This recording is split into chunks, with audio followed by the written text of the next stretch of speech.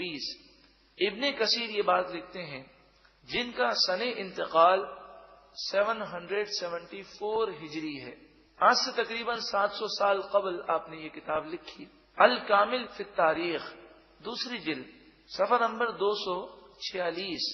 ابن اسیر لکھتے ہیں جن کا سن وصال 630 ہجری ہے۔ الکامل فی التاریخ آپ نے تقریباً 800 سال قبل لکھی تھی۔ یہ دونوں کتابیں اس وقت پورے عالم اسلام میں بڑی مشہور و معروف ہیں۔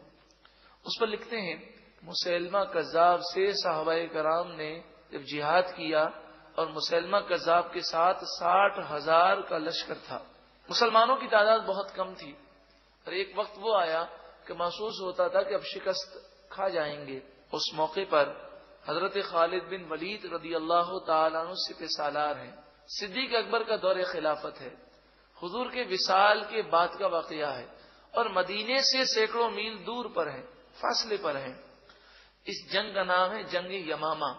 جب مشکل آئی اور صحابہ کرام کو شکست محسوس ہونے لگی، ابن کثیر بھی یہ بات لکھتے ہیں اور علامہ ابن اسیر بھی یہ بات لکھتے ہیں، کان شعارہم یومئذ یا محمدا، اس وقت صحابہ کرام نے رسول اللہ صلی اللہ علیہ وآلہ وسلم کو مدد کے لیے پکارا اور ان کی شکست فتح میں تبدیل ہو گئی۔ صراط الذین انعمت علیہم، جن لوگوں پر اے پروردگار تو نے انعام کیا ان کے راستے پر چلنے کی توفیق عطا فرما۔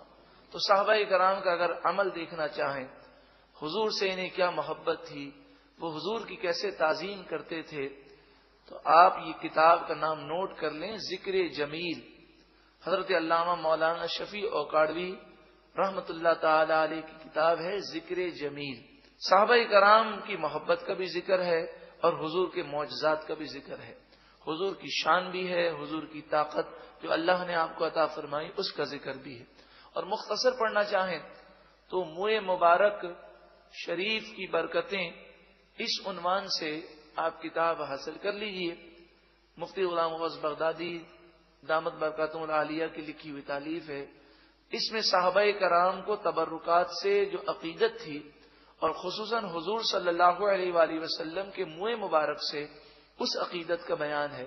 اللہ تعالی ہمیں بھی صحابہ کرام کے نقش قدم پر چلتے ہوئے حضور اقدس صلی اللہ علیہ وآلہ وسلم کی تعظیم و توقیر کرنے کی توفیق عطا فرمائے۔ غیر المغضوب علیہم، غیر کے معنی نہ، مغضوب غضب کیا گیا، علیہم جن پر، واو کے معنی اور، لا معنی